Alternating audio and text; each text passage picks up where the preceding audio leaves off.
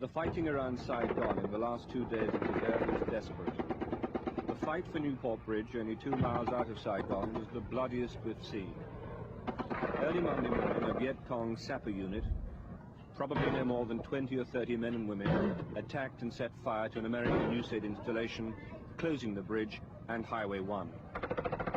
Thousands of troops and refugees were trapped on the other side of them, unable to reach the safety of the capital. Again and again, this company of South Vietnamese troops worked their way down the far side of the bridge, and again they were mortared, taking many casualties, leaving many dead. The troops are now moving down on the other side of Newport Bridge. On the other side of Newport Bridge. He's trying to. There's AK fire coming in from the factory. But now they've crossed the hump of the bridge. It means they're advancing anyway. We still don't know how many there are down there. We thought about 12 earlier today. An armoured car's going up on the left. There's no way of shifting these people. There must be what? There must be 500 or 600 troops on this bridge. 500 or 600 troops on this bridge. A dozen or so, maybe fighting probably a dozen or so, maybe 20 at the most, communists, and yet there they are. They've been there all today.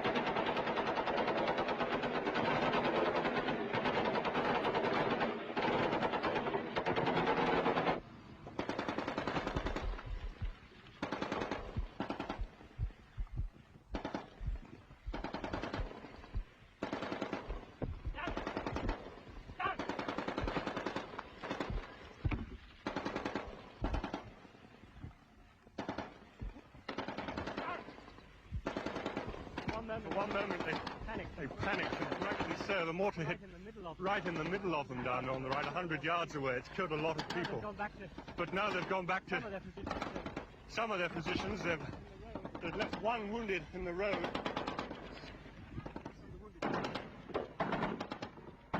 There was a desperation in these troops and their commanders we'd not seen before. Despite the mortars hitting the bridge to the left, only 50 yards away, these men kept their places, pulling their dead and wounded out and returning. The wind turned and smoke from the burning installation began blowing back into their faces, confusing their movements and giving the Viet Cong ahead cover enough to move their position. Then through the smoke, we could just see a Viet Cong running left to right, just for a second or so, and then falling as he was hit by machine gun fire. Quickly, the very forward unit of South Vietnamese ran, throwing hand grenades 30 feet ahead of them.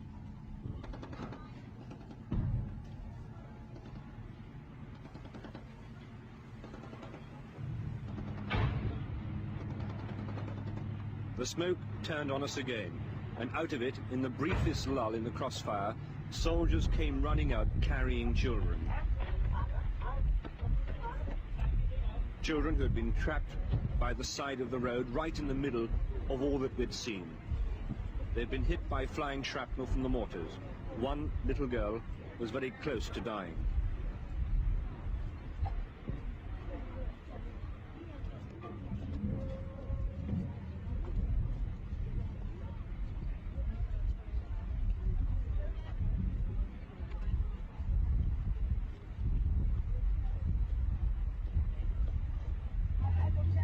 And also out on a stretcher came a young woman, also badly wounded.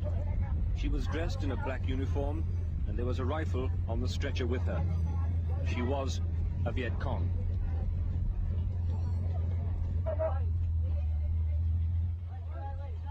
The firefight lasted another 2 hours, but because of our open position on the bridge, there was no way we ourselves could get out. But a final charge and a last volley of hand grenades, and the fight to reopen Newport Bridge on Highway 1 was over. So the battle to Newport Bridge ends this evening. back in South Vietnamese hands. And a half an hour ago, these men were told that they had a new president.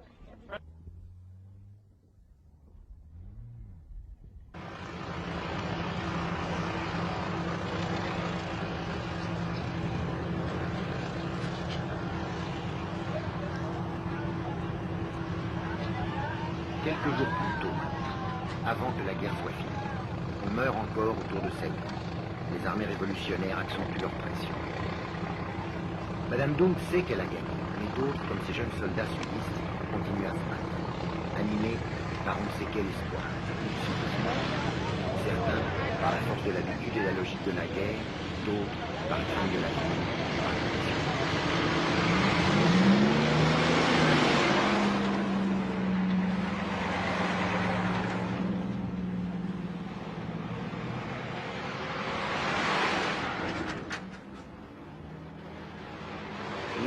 Không sợ nữa. Vì là lính phải chấp nhận hết đó.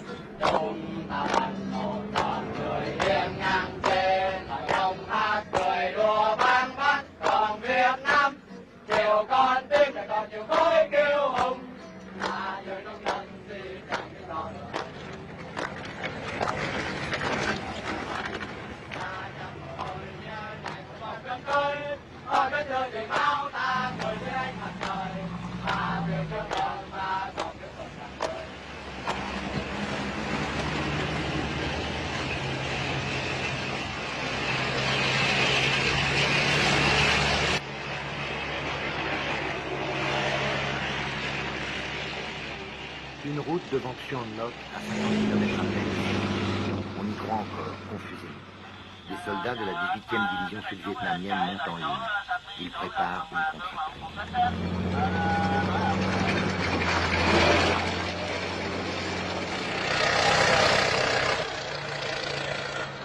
Une fortification dérisoire pour tenter de stabiliser un front qui n'existe plus. La 18e division attend une attaque frontale, mais les Bedoy ne jouent pas le jeu. Ils contournent les défenses en tenaille. Le 27 avril au matin, c'est la dernière véritable bataille de la guerre du Vietnam, à Trong Bom, à 40 km de Saigon. Vous avez déjà vu ces images au journal télévisé, le dernier document que nous avons pu expédier vers Paris avant que les communications soient coupées pour un mois.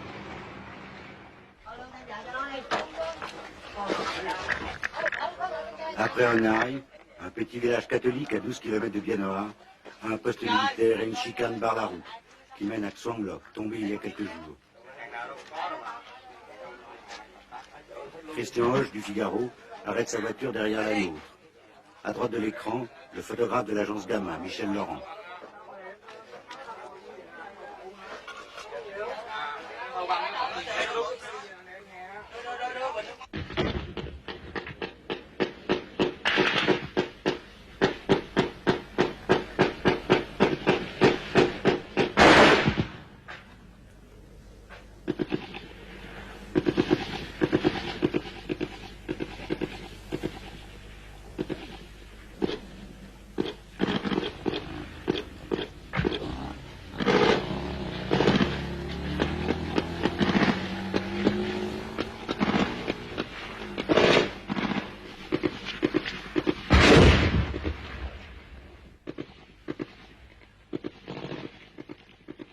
Jean-Pierre Moscardo va se replier en faisant signe à l'ingénieur du son, Claude Fabre.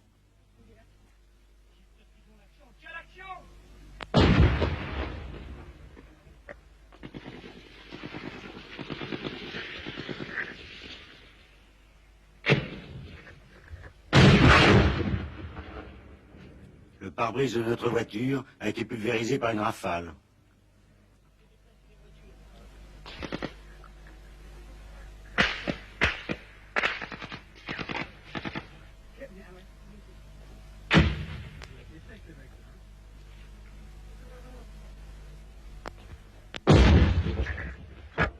La voiture du Figaro est touchée par un obus de mortier.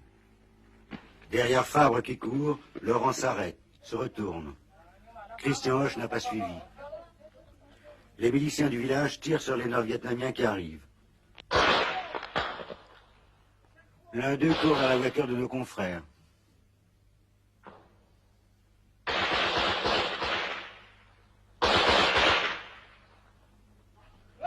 L'armée régulière a fui, seuls les miliciens résistent.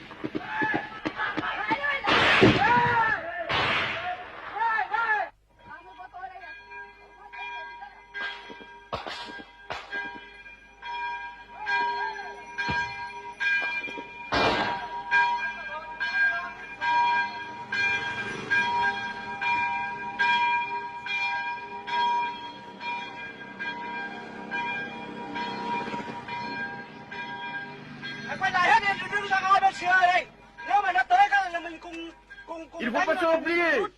Oh, les enfants, il ne faut pas attendre Oh, il faut attendre l'armée. Il faut mourir, on va mourir ensemble.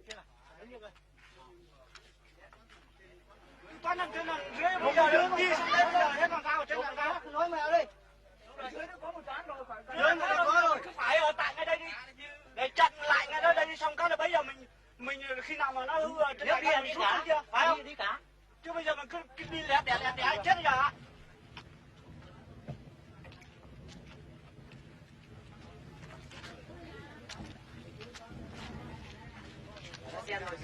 Nó xen vào quãng giữa nó đánh mình, làm sao mình chịu nổi được. On comprend pas. Làm gì có. Ils sont trop nombreux. Nous n'avions pas d'armes moderne. Khi tụi tôi bắn Nous nó sommes obligés de fuir. trong cái chắn chiến xa đó. Thì nó lên thì tụi tôi lại bắn nó lại giảm xuống thì nó tiến lên nhiều quá thì tôi có ít súng lên từ về thì tôi không có vũ khí.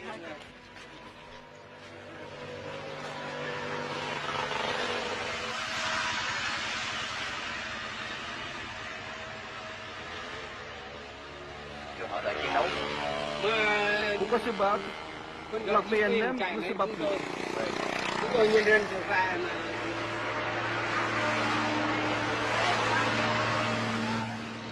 Chạy mà tiếng gào chạy đi xuống dưới ăn đi. Em ở dưới này Bắc Ninh thì bảo vệ lấy gạo không lấy được nữa.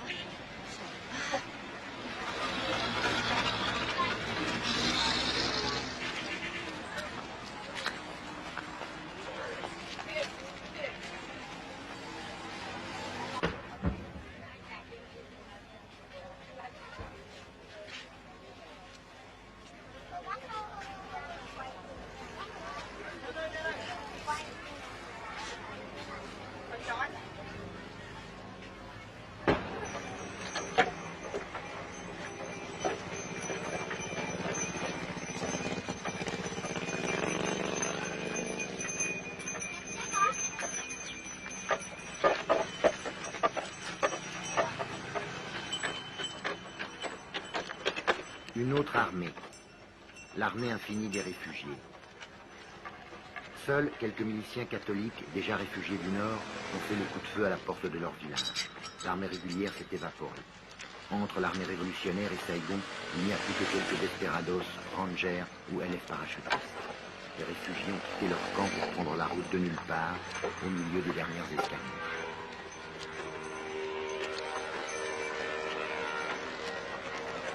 La plupart de ces réfugiés sont des montagnards qui en sont à leur deuxième, à leur troisième ou à leur 10e exode.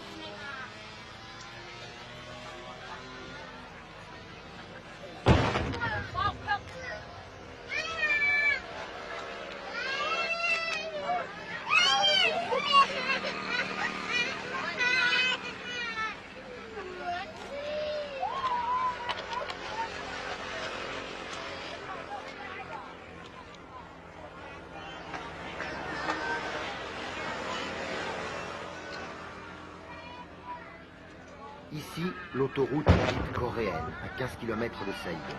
Les fuyards n'ont pas le droit d'entrer en ville. Des camions militaires en panique frôlent les colonnes, arrachent ici et là une jambe ou une tête.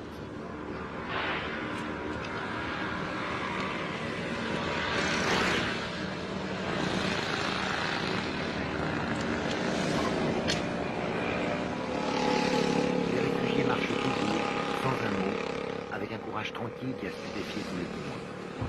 Le dernier chaos, les dernières misères de l'interminable guerre qui se termine.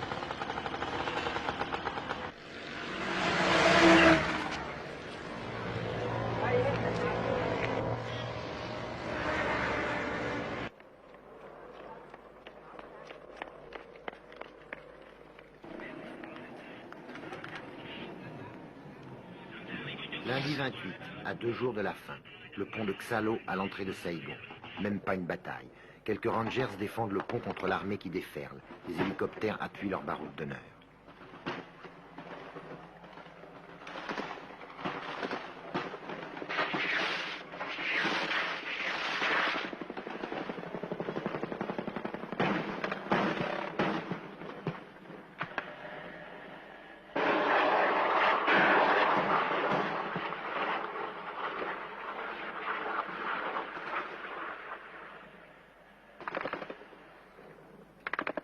De l'autre côté de la rivière, des silhouettes. Ce sont les fantassins communistes qui avancent.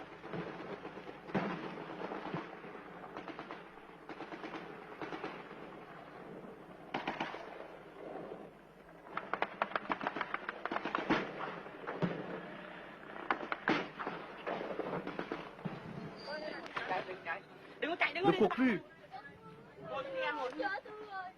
Je ne vais pas mourir, n'est-ce pas? Pitié. J'ai trop de sang qui coule. Arrêtez le sang, arrêtez le sang.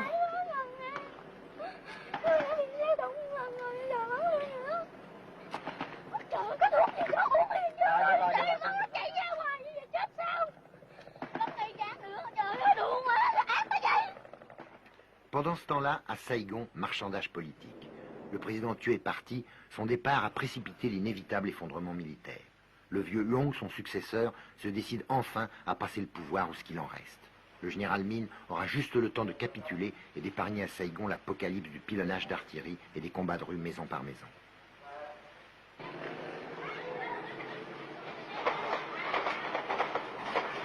Il est trop tard, bien trop tard pour un compromis politique. Le pouvoir révolutionnaire, pour bien montrer qu'il refuse Min, envoie 2 avions A-37 mitrailler le palais et la ville. Toutes les armes de Saïgon se mettent à tirer n'importe comment, n'importe où.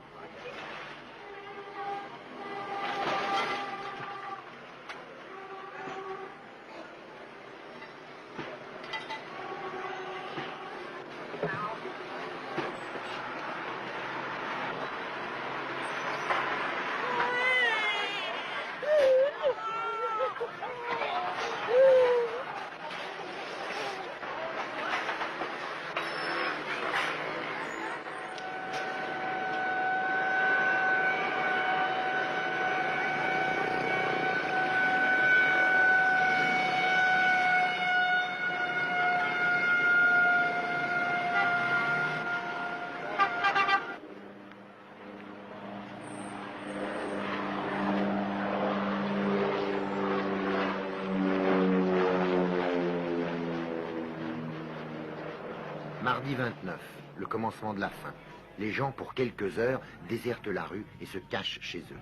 Interdiction de quitter Saïgon, les routes sont coupées. Cũng như tránh mọi sự ngộ nhận đáng tiếc có thể xảy ra nếu Phật tử bất hảo trộm cướp hoặc gây rối ngoài công lộ, các lực lượng an ninh đã được chỉ thị bắn hạ ngay tức khắc.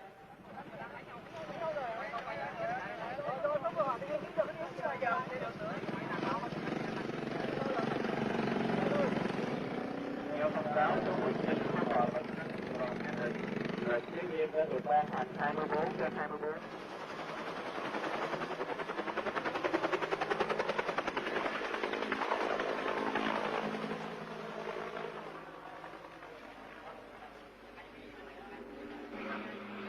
Les Américains, c'est plutôt ceux qui pensent de nous, les Vietnamiens d'abord. Ils nous considèrent comme des cochons, ni plus ni moins. Ça, c'est sûr. Échapper, enfin, espérons toujours, on a toujours une chance. Il faut toujours espérer, il faut vivre avec l'avenir. Ma famille est coincée ici. La fièvre monte devant l'ambassade américaine où s'entassent des Vietnamiens prêts à tout pour s'embarquer dans les hélicoptères.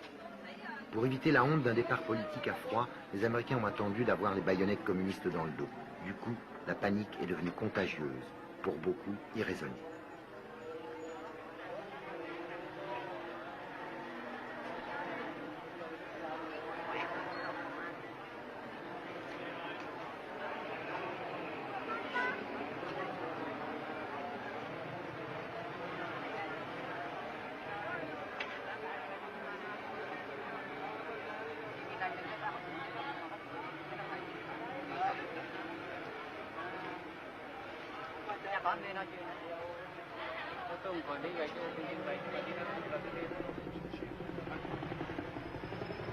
Des dizaines, des centaines d'hélicoptères se sont succédés jusqu'au matin sur le toit de l'ambassade et des bâtiments étrangers.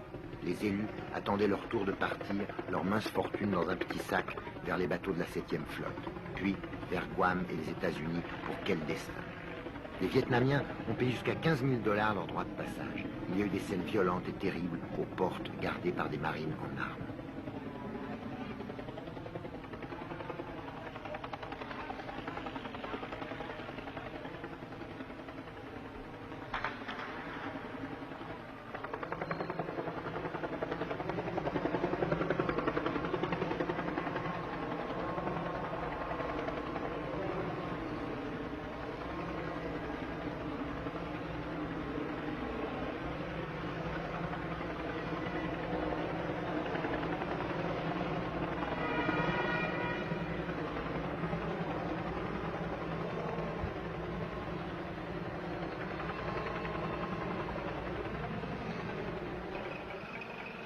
Dans les autobus qui partaient vers Tan Son Nhut, vers les derniers avions, les places étaient chères aussi, seulement pour les Vietnamiens.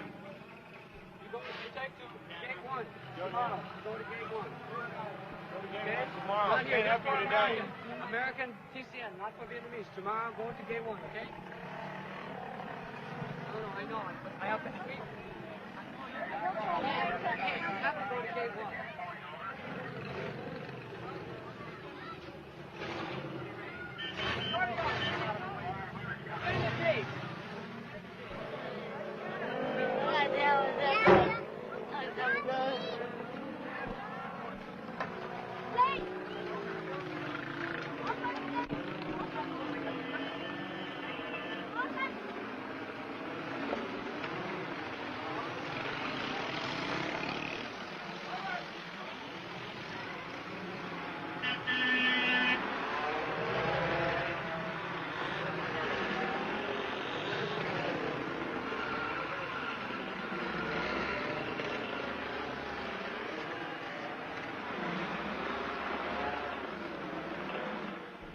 Pourquoi vous partez? Nous suivons le peuple qui part. Mais vous partez de Saigon? Peut-être. Vous avez peur?